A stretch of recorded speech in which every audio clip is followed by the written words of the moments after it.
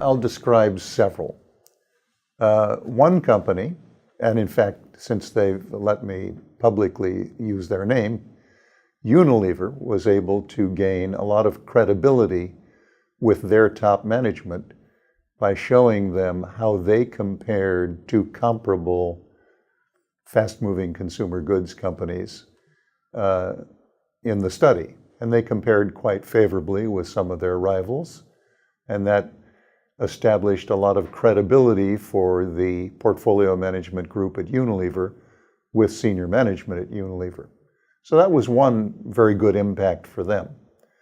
Another medium-sized European pharmaceutical company did the benchmark, found out where they were weak, made changes in their process, and came back a year later and said, we want to take the benchmark again to see if we've improved. And indeed, they were pleasantly surprised, and they had improved quite a bit of the way. Another company, an agricultural chemicals company, which was one of the leaders in our whole benchmark exercise. They had lots and lots of practices. They were doing really well. Nonetheless, found that they had areas where they could improve. One area was in increasing their focus in prioritization on those projects that just barely made it into the portfolio and those projects that just barely didn't make it.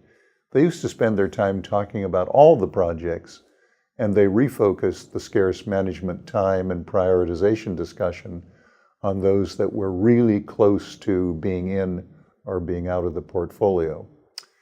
A final example of impact is a large multinational pharmaceutical company learned that they were not communicating very well about portfolio management.